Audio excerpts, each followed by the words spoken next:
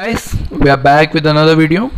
और इस वीडियो में हम एक बहुत ही इम्पॉर्टेंट चीज़ के बारे में बात करेंगे, जो जैसा कि आप सब जानते होंगे कि कल यानी 29 जुलाई 2020 को हमारी गवर्नमेंट ने दो चेंजेस किए हैं। एक तो उन्होंने जो मिनिस्ट्री ऑफ ह्यूमन रिसोर्स और डेवलपमेंट था उसका नाम चेंज करके कर दिया है मिनिस्ट्री ऑफ एजुकेशन। और जो दूसरा चेंज वो लाई है, तो जो अपनी जो 1986 की एजुकेशन पॉलिसी थी उसमें कुछ चेंजेस आए, और कुछ नहीं बहुत ज़्यादा मतलब, और मच नीडेड रिफॉर्म्स है, मतलब बहुत ही ज़्यादा ज़रूरी थे रिफॉर्म्स अपने एजुकेशन सेक्टर में। आप जैसा जानते हैं कि मतलब ये एक कंपटीशन वर्ल्ड, मतलब कॉम्पिटिटिव वर्ल्ड है, और इस वर्ल्ड में मतलब कंपटीशन इतना है कि मतलब, और अगर कोई चीज़ इम्प्रूव कर सकती है किसी कंट्री को तो वो उसका एजुकेशन सेक्टर है। तो इतनी इसको इम्पोर्टेंस मिलनी चाहिए। तो उसी के ऊपर जो भी चेंजेस आए हैं तो देखते हैं क्या है। इस वीडियो में जानेंगे हम कि इस एजुकेशन पॉलिसी में क्या है, इससे क्या बेनिफिट स्टूडेंट्स को मिल रहा है, या टीचर्स को थोड़ा बहुत ब्रीफ में देख लेंगे कि मतलब क्या किसको बेनिफिट्स मिल रहा है। तो चलिए बात करते हैं क्या है नेशनल एजुकेशन पॉलिसी। तो ये कुछ इसके इंडेक्सेस हैं जो हम इस वीडियो में कवर करेंगे, जो मतलब एजेंडा है अपना न्यू एजुकेशन पॉलिसी 2020 का। तो इसको एक एक करके बात करते हैं इनके बारे में। तो जैसे अगर विजन की बात करें तो ये जो नेशनल एजुकेशन पॉलिसी है ये चाहता है कि हम एक ऐसा एजुकेशन सिस्टम बनाएं जो कि इक्विटेबल और वाइब्रेंट नॉलेज प्रोवाइड करे सोसाइटी को, और हाई क्वालिटी एजुकेशन दे। अगर हम इक्विटेबल की बात करें तो जैसा हम बात करते हैं कि मतलब सबको इक्वालिटी मिलनी चाहिए, तो एक अगर प्रैक्टिकल वर्ड की बात करें तो इक्वालिटी नहीं इक्विटी होनी चाहिए, कि मतलब जिसको जितना ज़रूरी है उतना ही, मतलब जिसके पास ज़्यादा है उसको उतने की ज़रूरत नहीं है तो वाई गिव देम। तो उसी के ऊपर बेस्ड ये एक एजुकेशन सिस्टम की बात कर रहा है। दूसरा देखें तो ये चाहता है कि मतलब एक सेंस ऑफ रिस्पेक्ट हम डेवलप करें, अपनी फंडामेंटल राइट्स को हम जानें, अपनी ड्यूटीज़ क्या है, फंडामेंटल ड्यूटीज़ और कॉन्स्टिट्यूशनल वैल्यूज़ को रिस्पेक्ट करें, अपनी कंट्री के साथ मतलब जो एक नेशनैलिटी की फीलिंग हो वो डेवलप करें हम अपने अंदर। एक कॉन्शियस अवेयरनेस, मतलब आपको अवेयर रहना चाहिए कि हमारा रोल क्या है, हमारी रिस्पॉन्सिबिलिटी क्या है इस बदलते दुनिया में। अगर और देखें तो क्या है, तो instil skill values and dispositions that support responsible commitment to human rights, sustainable development and living and global wellbeing, thereby reflecting a truly global citizen. मतलब आप इस दुनिया में मतलब एक कॉमन वर्ल्ड को लेके चलें कि आप अपनी कमिटमेंट दे ह्यूमन राइट्स की तरफ, कि मतलब आप किसी के साथ वो गलत ना करें, कुछ सस्टेनेबल डेवलपमेंट पे फोकस करें, कि मतलब जैसा आप जानते हैं कि अभी तो सबसे ज़्यादा कोरोना वायरस जो फैला हुआ है तो वो क्लाइमेट चेंज या इन सब के चक्कर में ही हुआ है। तो उसी को मतलब वो करने के लिए, डिफीट करने के लिए कि सस्टेनेबल डेवलपमेंट का पर्पस इंट्रोड्यूस कर रहा है। अगर की प्रिंसिपल्स देख लें नेशनल एजुकेशन पॉलिसी की, तो respect for diversity and local context, कि मतलब जो डाइवर्सिटी है हमारी इंडिया में, आप जानते हैं कि कितना डाइवर्स कंट्री है अपना इंडिया, तो वो उन सबको रिस्पेक्ट करें, मतलब डाइवर्सिटी को, मतलब ऐसा नहीं कि किसी की तरफ स्टिग्मा अपन फैलाएं कि मतलब ये अच्छा नहीं है या ये अच्छा नहीं है। एम्फेसाइज कॉन्सेप्चुअल अंडरस्टैंडिंग, मतलब कॉन्सेप्ट समझे, रट्टा ना मारे, मतलब कुछ भी नहीं भी समझ में आ रहा है तो भी बस पास होने के लिए नहीं, वो चीज़ नहीं है इस एजुकेशन पॉलिसी में। इक्विटी, जैसा हमने बात किया, इक्विटी और इंक्लूजन, कोई बाहर ना रहे अपने इस एजुकेशन सिस्टम से, कोई दूर ना रहे, मतलब बचा ना रहे। यूनिक कैपेबिलिटीज़, उसमें मतलब रिकॉग्नाइज करे कि उसकी क्या पावर है, स्ट्रेंथ है, और हर मतलब उसको उसी चीज़ में सपोर्ट करें। कम्युनिटी पार्टिसिपेशन, मतलब एक जनरल कम्युनिटी पार्टिसिपेशन हो अपने एजुकेशन में। क्रिटिकल थिंकिंग और क्रिएटिविटी, मतलब क्रिएटिविटी होनी चाहिए सब में, उनको इनकरेज करें अगर उसमें है किसी में कुछ। लॉजिकल डिसीजन मेकिंग, इनोवेशन जो भी है उन सबको सपोर्ट करें। यूज़ ऑफ टेक्नोलॉजी, मतलब टेक्नोलॉजी का यूज़ बढ़ाना चाह रहे हैं हम हमारे एजुकेशन सिस्टम में, मतलब टीचिंग में हो या लर्निंग में हो, उन सब में हम टेक्नोलॉजी का यूज़ करना चाह रहे हैं। और जैसे कि दिव्यांग स्टूडेंट्स के लिए भी कुछ बेनिफिट्स मिल जाएंगे अगर टेक्नोलॉजी हो गई, तो जैसे उनकी टीचिंग लर्निंग में इम्प्रूवमेंट होगी, कुछ उनको हेल्प हो जाएगी। और कंटिन्यूस रिव्यू, मतलब ऐसा नहीं कि एक ही बार में, मतलब आप पहले नर्सरी में देख रहे हैं और उसके बाद फिर सीधा 12th में हम उसका रिव्यू कर रहे हैं, तो ऐसा नहीं। हर मतलब कुछ एक, जैसे कि अगर आगे देखें हम तो इसमें कहीं जो अपना 10+2 का सिस्टम था तो वो चेंज हो गया है, जैसा कि आप ये देख सकते हैं। तो 10+2 का सिस्टम अब हट गया है, तो अब एक जैसे कैटेगरीज वाइज डिवाइड कर दिया गया है कि मतलब हर कैटेगरी के बाद एक असेसमेंट करें हम, मतलब ऐसा नहीं कि एक ही बार में मतलब सीधा कि नहीं अब जब एकदम वो हो जाएगा उसके बाद ही असेसमेंट करें। जैसा हमने बात करी कि यूनिवर्सल एक्सेस की बात चल रही है कि मतलब अर्ली चाइल्डहुड केयर एजुकेशन में कि मतलब जैसे यूनिवर्सल एक्सेस हो, फंडामेंटल लर्निंग करिकुलम हो, प्रिपरेटरी क्लास हो, मतलब अगर 5th क्लास से पहले मतलब जैसे बच्चों को कुछ एक बेसिक नॉलेज मिले तो उसके लिए ये प्रिपरेटरी क्लासेस हो, और जो कि इसको टर्म्स दिया गया है कि बाल विकता हो, मल्टी फेसेटेड हो, मतलब किसी एक सिंगल पर्पस पे डिपेंडेंट ना हो, बहुत सारे पर्पस इंक्लूडेड हो कि नहीं आपको सिर्फ पढ़ना है तो नहीं, ऐसा कुछ नहीं है, आप एक्टिविटी करिए, आप स्पोर्ट्स करिए, आप म्यूज़िक, आप वोकेशनल कोर्सेज करिए, मतलब बहुत सारा वो है स्कोप। जैसा हमने बात किया यूनिवर्सल एक्सेस प्रोवाइड कर रहे हैं हर लेवल पे, ड्रॉप आउट्स को बैक लाने के लिए कुछ जो भी लाए स्कीम या कुछ भी हो गवर्नमेंट लाएगी, मल्टीपल पाथवेज हो, स्कूल्स बनाए, अल्टरनेट सेंटर्स बनाए पढ़ने के लिए, इनोवेशन के लिए, जो वहाँ से स्किल डेवलप कर सकें स्टूडेंट्स, उनको हेल्प मिले, लर्निंग आउटकम्स को इम्प्रूव करें, और पीयर ट्यूटरिंग, मतलब जैसे हमसे जो सीनियर्स हैं, हमसे जो अच्छे हैं, हमसे जो रिस्पेक्टेबल हैं उस फील्ड में, हम उनसे लर्न कर सकें। एक्सपेक्टेड आउटकम्स तो यूनिवर्सलाइजेशन ऑफ एक्सेस हो जाएगा, मतलब सबके लिए एक्सेस हो जाएगा, कोई बाहर नहीं रहेगा, इक्विटी और इंक्लूजन हो जाएगा। Bring back 2 crore out of school children जो कि किसी भी कारण से स्कूल से बाहर हो गए हैं। अटेन सस्टेनेबल डेवलपमेंट गोल्स, जैसा कि आप जानते होंगे कि यूएन के सस्टेनेबल डेवलपमेंट गोल्स हैं, तो उसमें से एक ये भी है जिसमें चिल्ड्रंस को स्कूल मतलब एजुकेशन देना उसमें एक गोल है, तो उसमें हम परफॉर्म करें। Improve quality and achievement of learning outcomes, focus on 21st century skills in teaching, learning and assessment, मतलब इस कंट्री, इस वर्ल्ड, इस दुनिया के हिसाब से मतलब हम हमारी स्किल्स को डेवलप करें, मतलब पुराना कुछ इतना, मतलब जिस कंपटीशन में अपना वर्ल्ड चल रहा है उस कंपटीशन के हिसाब से हम हमारी स्किल को प्रिपेयर करें। रिसोर्स शेयरिंग हो गया, इफेक्टिव गवर्नेंस हो गया, overcoming the language barrier in learning, और उसके बाद common standards for public and private school education. अब बात करें कि चिल्ड्रन लर्न कैसे करेंगे, तो उसके लिए जैसा हमने बात करी कि जो 10+2 सिस्टम था उसको ख़त्म करने की बात चल रही है। अब आएगा 5+3+3+4 का मॉडल, जो कि अलग अलग कैटेगरीज है और हर कैटेगरी में असेसमेंट होगा चिल्ड्रंस का। New pedagogical and curricular structure for school education, 5+3+3+4, 3 years in anganwadi, pre school and 12 years in school. जैसा कि बात करें तो ये अलग अलग स्टेजेस हैं जो कि आपको इतना ध्यान देने की ज़रूरत नहीं है, बस इतना मान लीजिए कि हर एक स्टेज के बाद अब असेसमेंट बढ़ गया है, मतलब हमें आउटकम बेस्ड चाहिए अब, कि हमें अगर असेसमेंट करना है स्टूडेंट्स का कि वो कितना अच्छा परफॉर्म कर पा रहा है, अगर अच्छा कर पा रहा है वो किस चीज़ में अच्छा कर पा रहा है, उस चीज़ को पहचानना, उसको उस चीज़ में सपोर्ट करना, ये सब चीज़ें, तो ये मल्टीपल स्टेजेस पे अब हम करेंगे, जो कि पहले 1-2 स्टेज पे ही करते थे हम। अगर ECC फ्रेमवर्क की बात करें तो national curricular and pedagogical framework for early childhood education will be drafted by NCERT, मतलब ये NCERT वो करेगा, प्रिपेयर करेगा, जिसका बाद में हमें जब डिटेल्स आएगी तो हम उसके बारे में बात करेंगे। मल्टी फेसेटेड फ्रेमवर्क, जैसा कि हमने कहा कि मतलब एक सिंगल पर्पस नहीं होना चाहिए, इसमें क्या है तो जैसे comprising of alphabets, language, numbers, counting, colour, shapes, indoor outdoor play, puzzle, logical thinking, मतलब कोई एक सिंगल पर्पस नहीं है, पर्पस डिफरेंट्स होने चाहिए, एक सिंपल पर्पस पे कोई बात ना करें। रिसर्च और बेस्ट प्रैक्टिसेस और स्कूल प्रिपरेशन मॉड्यूल।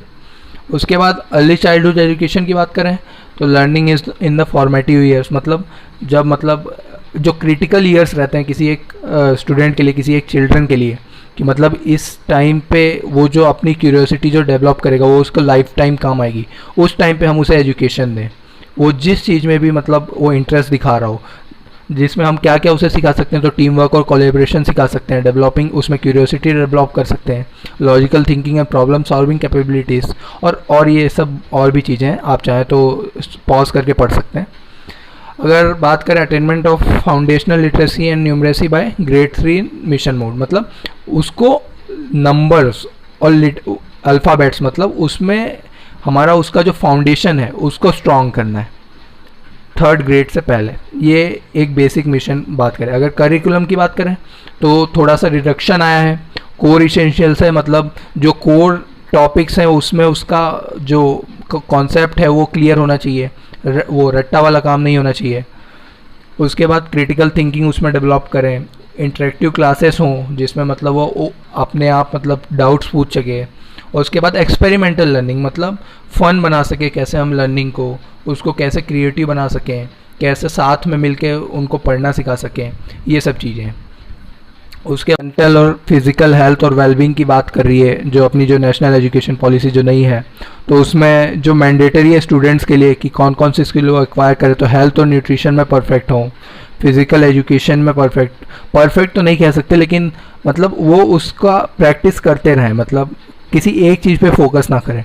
अगर कोई बंदा फिज़िकली फिट रहेगा या थोड़ी बहुत भी एक्सरसाइज करेगा तभी मतलब उसका पढ़ने में भी ध्यान लगेगा, तो वो उन सब चीज़ों में अच्छा हो। कुछ हेल्थ चेकअप्स हैं जो एनुअली होंगे। Reduce weight of school bags, मतलब बैग्स की वेट कम करने की बात चल रही है, उसके लिए कुछ एक करिकुलम मतलब इंट्रोड्यूस करने की बात चल रही है, जिसमें मतलब टाइम टेबल के हिसाब से कुछ डेज उनको बैग्स नहीं ले जाने होंगे स्कूल में या ऐसा कुछ। मैंडेटरी स्किल्स हैं जो हेल्थ और वेलनेस कि कुछ मतलब थोड़े बहुत बेसिक ट्रेनिंग उनको दी जाए प्रिवेंटिव हेल्थ केयर में, मेंटल हेल्थ में, फर्स्ट एड में और पर्सनल और पब्लिक हाइजीन में। उसके बाद काउंसलर्स को हायर किया जाएगा स्कूल कॉम्प्लेक्सेस में, ताकि अगर कुछ स्टूडेंट किसी चीज़ को, किसी प्रॉब्लम को फेस कर रहा है तो वो उसे कन्फ्रंट कर सके और उनसे कुछ मतलब हेल्प मांग सके और वो हेल्प कर सके उन्हें। जो चिल्ड्रन विद डिसेबिलिटी है उन पे भी थोड़ा फोकस किया जाएगा और इंक्लूसिव और केयरिंग कल्चर होगा स्कूल पे। अगर और हम देखें तो टेक्स्ट बुक में क्या चेंजेस है, तो उसमें लोकल कंटेंट रहेगा और फ्लेवर रहेगा, मतलब all textbook to contain only essential core material while capturing any desired nuances and supplementary material as per local contexts and needs. मतलब जो कोर टॉपिक्स हैं वही उसमें इंक्लूडेड रहेगा, मतलब फालतू की चीज़ें नहीं उसमें इंक्लूड रहेगी कि ये एड्स वो एड्स, मतलब जो कोर कॉन्सेप्ट्स हैं सिर्फ वही इंक्लूडेड रहेंगे। और ये सब कौन तैयार करेगा, तो जो एनसीईआरटी है और हमारा जो स्टेट के बोर्ड होते हैं एससीईआरटी सब, वो सब मिलके करेंगे इसका। अगर India's future and India's leadership role in upcoming fields, उसमें भी इम्प्रूवमेंट लाना चाह रहा है नेशनल एजुकेशन पॉलिसी। कैसे लाएगा, तो कंप्यूटेशनल थिंकिंग के द्वारा। कंप्यूटेशनल थिंकिंग, उसमें activities involving like coding will be introduced in the middle stage, मतलब जैसा कि सुनने में आया तो 6th क्लास से कोडिंग भी सिखाई जाएगी, जो कि इस वर्ल्ड में तो अभी सबसे ज़्यादा ज़रूरी है कि मतलब उसका नॉलेज मोस्ट इम्पॉर्टेंट, तो वो भी इंट्रोड्यूस किया जाएगा। एआई इंट्रोड्यूस होगा। उसके बाद इंडिया के बारे में कुछ नॉलेज होगी, मतलब उसका वीडियो डॉक्यूमेंट्रीज होगी on inspirational luminaries of India in science and beyond. Traditional Indian values and all basic humans and constitutional values will be developed in all students. और भी ये सब टॉपिक हैं, आप चाहे तो पॉज करके पढ़ सकते हैं। एग्जामिनेशंस की बात करें ग्रेड 1 से 8, तो जैसा कि हमने कहा था कि की स्टेज असेसमेंट हो गए, पहले तो 3rd ग्रेड के बाद एक असेसमेंट हुआ, एक 5th के बाद होगा और 8th के बाद होगा। और उसमें बात करें तो moving away for rote learning, मतलब हमें रट्टा मारने से दूर चलना, हमें उसमें नॉलेज डेवलप करनी है, उसकी जो प्रॉब्लम सॉल्विंग होना चाहिए, मतलब स्टूडेंट्स में प्रॉब्लम सॉल्विंग ट्रेड डेवलप करना है हमें मतलब उसे बस रटवाना नहीं है।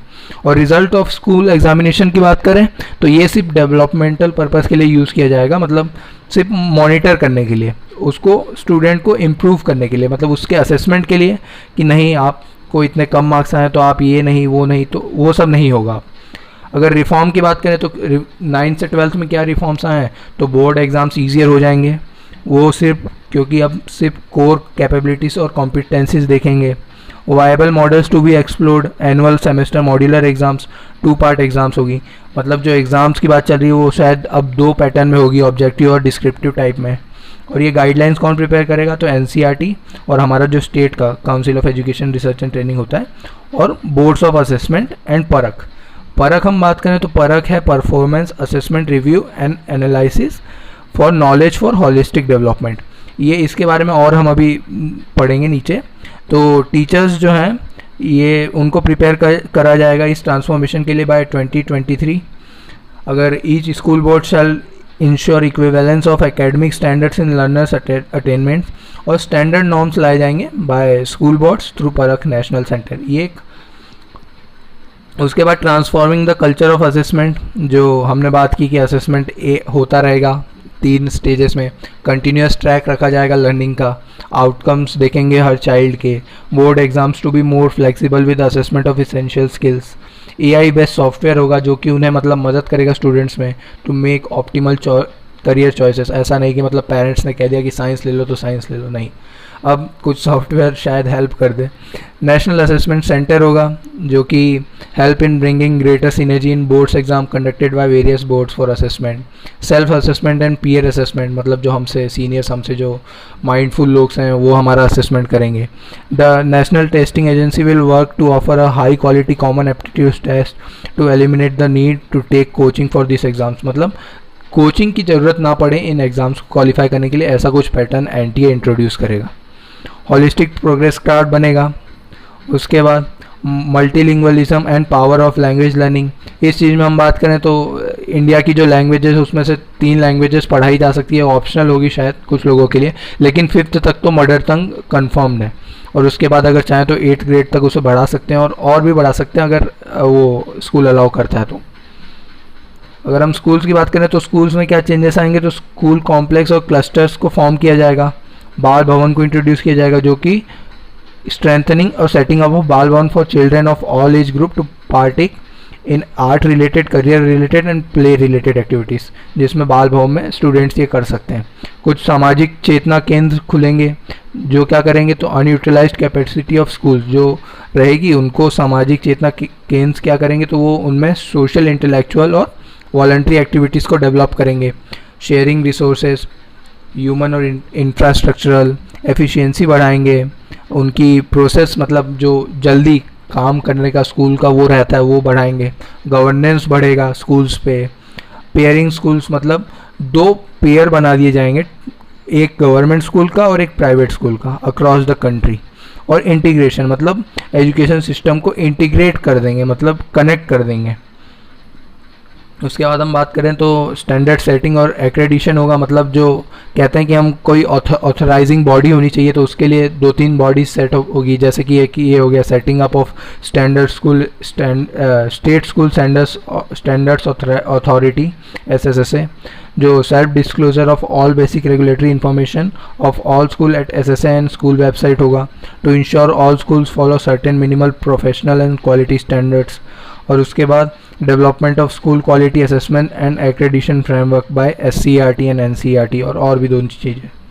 टीचर्स के लिए बात करें कि हम क्या है, तो टीचर्स के लिए एक जो एलिजिबिलिटी क्राइटेरिया है, तो अगर 4 ईयर इंटीग्रेटेड BEd डिग्री होनी चाहिए एक टीचर के पास अगर वो पढ़ाना चाहता है बाय 2030। 2 ईयर की BEd डिग्री चलेगी for those applicants with an existing bachelor's degree in other specialise subject, और 1 साल की BEd डिग्री उनके लिए those who have completed the equivalent of 4-year multidisciplinary bachelor's degree or have obtained a master's degree in specialty, or all BEd programs will be included in this। अगर हम बात करें तो टीचर की education को भी बढ़ाया जाएगा, जो all teacher education programme to be conducted with in composite multidisciplinary institutions. NTA testing for admission to BEd, मतलब NTA ही टेस्ट लेगा BEd में एडमिशन के लिए भी। Setting up of national mission of mentoring with a large pool of outstanding senior retired faculty, और भी बहुत चीज़ें। टेट कन्फर्म है, मतलब टेट एग्ज़ाम सबको देना ही पड़ेगा, जैसा कि आप देख सकते हैं। Teachers eligibility test at all stages will be strengthened. Teacher recruitment और डिप्लॉयमेंट के बारे में हम ज़्यादा नहीं जानेंगे। टीचर को एम्पावर किया जाएगा, स्कूल लीडरशिप के बारे में पढ़ाया जाएगा, मतलब जो लीडरशिप क्वालिटीज़ होती हैं वो स्टूडेंट्स में डेवलप की जाएगी। जो की फोकस एरिया की बात करें तो जेंडर आइडेंटिटीज़, मतलब कोई पर्टिकुलर फीमेल और ट्रांसजेंडर इंडिविजुअल्स के लिए है। उसके बाद सोशियो कल्चरल आइडेंटिटीज, जैसे कि SC ST में भेदभाव, OBC माइनॉरिटीज़, ये सब नहीं होना चाहिए। डिसेबिलिटीज़, इन सब पे फोकस रहेगा, मतलब पर्सन विद डिसेबिलिटीज़, और उसके बारे में मतलब लर्न किया जाएगा, मतलब बताया जाएगा कि डिसेबिलिटी होती क्या है। मतलब एक हम सिर्फ फिजिकल डिसेबिलिटी को जानते हैं, लेकिन उसकी और भी कैटेगरीज होती हैं, तो उन सब के बारे में बताया जाएगा। सोशल इकोनॉमिक कंडीशंस के कारण कोई पीछे ना रहे, उस पर भी ध्यान दिया जाएगा। इक्विटी, इंश्योरिंग इक्विटी पे ध्यान दिया जाएगा कि मतलब जैसे कोई गरीबी के कारण नहीं पढ़ पा रहा तो उसे मतलब ऐसा नहीं होना चाहिए ना, उसको भी इंक्लूड करना चाहिए। जैसा हमने बात किया कि जिसको जितनी रिक्वायरमेंट है उतना तो मिले, तो उसके लिए क्या क्या है, तो इंटरवेंशंस होंगे, SEZ होंगे, मतलब स्पेशल एजुकेशन जोन्स जो कि बाद में डिक्लेयर होंगे। कुछ फ़ी वेवर्स हो सकते हैं कि मतलब कुछ स्कॉलरशिप दे दी स्टूडेंट्स को मेरिट के बेस पे। काउंसलर्स होंगे जो उनसे मतलब बातचीत कर सकते हैं उनके पेरेंट्स से। एडिशनल स्कूल्स भी सेटअप होंगे जो SEZ में सेटअप होंगे। जेंडर की बात करें तो जेंडर इंक्लूजन फंड सेटअप किया जाएगा, सेफ्टी और राइट्स पे ध्यान दिया जाएगा। उसके बाद ब्रिजिंग जेंडर गैप, मतलब जो हमारे सोसाइटी में जो जेंडर गैप है उसको ब्रिज किया जाएगा, कम करने की कोशिश की जाएगी। जो पॉलिसीज़ हैं गर्ल्स के लिए, thrust on designing policies and scheme targeted towards female students. उसके बाद supporting children with special needs, मतलब जिनको स्पेशल नीड्स हैं, मतलब जो भी है, जो पर्सन विद डिसेबिलिटी होते हैं या और भी बहुत होते हैं, मतलब तो उनके लिए रेगुलर स्कूलिंग है, मॉड्यूल्स हैं, सर्टिफिकेट कोर्सेस हैं और कुछ मैकेनिज़म्स हैं जो कि आप पढ़ सकते हैं। Integrating vocational education at all levels, मतलब जितने लेवल्स हैं वोकेशनल एजुकेशन के उन सबको एक साथ लाया जाएगा। वोकेशनल हो गया, वो कैसे करेंगे, तो प्रैक्टिस बेस्ड करिकुलम बनाया जाएगा, स्किल गैप एनालिसिस होगा, ओपन डिस्टेंस लर्निंग मोड होगा, एक्सपोजर टू वोकेशनल एजुकेशन होगा, Lok Vidya knowledge developed in India will be made accessible to students, skills framework को डेवलप किया जाएगा। और उसके बाद वोकेशनल क्राफ्ट्स होंगे, ऑल स्टूडेंट्स फ्रॉम ग्रेड 6 से 8 with interim with local vocational experts such as carpenters, gardeners, porters, artists, etc. to develop a vocational craft. Setting up of park, जैसा कि हमने उस स्लाइड में देखा था कि पार्क क्या है, तो अगर फुल फॉर्म की बात करें तो पार्क का फुल फॉर्म है performance assessment review and analysis of knowledge for holistic development. ये क्या काम करेगा, तो असेसमेंट का काम करेगा और 21st सेंचुरी स्किल्स को डेवलप करेगा। अगर ऑब्जेक्टिव्स की बात करें पार्क की, तो setting norms and standards and guidelines for assessment and evaluation, guiding the state achievement survey, conducting the national achievement survey and monitoring achievement of learning outcomes in the country, support for gifted student with special talent, जैसा कि हम जान चुके हैं। Online और digital education पे focus रहेगा, pilot studies conduct की जाएगी कुछ जगहों पे और उसके बाद फिर उसको एक्सपैंड किया जाएगा। और एक्सपेंशन ऑफ एग्जिस्टिंग प्लेटफॉर्म, जैसा कि अभी लॉकडाउन में दीक्षा और स्वयं का यूज़ चल रहा है तो उसको एक्सटेंड किया जाएगा। Blended learning, emphasis on effective models of blended learning, content creation पे ध्यान दिया जाएगा। अडल्ट एजुकेशन और लाइफ लॉन्ग लर्निंग पे ध्यान दिया जाएगा। उसके बाद गोल्स और टाइमलाइंस की बात करें कि कब तक इम्प्लीमेंट होगा, तो जैसा कि हमने टीचर्स के लिए देखा था तो वो तो 2023 तक उनको ट्रेन किया जाएगा, लेकिन जो स्टूडेंट्स के लिए है तो फिर early education system, early childhood education की बात करें तो initiating implementation of 1 year of pre primary school and 3 month preparatory module for class first student. इसका जो फेज़ 1 है वो 2021 तक, 2024 तक expansion of 1 year pre primary school through primary schools and anganwadis. अगर implementation of new curriculum assessment तो 9th class का, 22 तक 10th का, 22, 23, ये अलग अलग टाइमलाइन है जो कि आपको पता चल जाएगी जैसे ही न्यूज़ में आएगा। तो न्यू फीचर्स अगर पॉलिसी की, जैसा हमने बात करी इस पूरे वीडियो में, तो आपने देखा कि मतलब इंक्लूसिविटी डेवलप की जा रही है, इक्विटी पे फोकस है, कोई बाहर ना रहे हमारे उससे मॉड्यूल से, टीचिंग मॉड्यूल से, किसी को मतलब कोई दिक्कत ना आए। जो पीयर असेसमेंट की बात चल रही है, हर लेवल पे असेसमेंट है, 3-4 लेवल पे असेसमेंट हो रहा है, जो कि पहले बस 10th और 12th पे होता था। आउटकम बेस्ड एजुकेशन पे हम फोकस कर रहे हैं, इनोवेशन की बात हो रही है और भी बहुत सी चीज़ें हैं। तो आई होप कि इस वीडियो को आपको पसंद आया होगा और इस वीडियो में आपने बहुत कुछ लर्न किया होगा। अगर आपको ये वीडियो पसंद आया हो तो लाइक, शेयर और कमेंट ज़रूर करें। Thank you so much.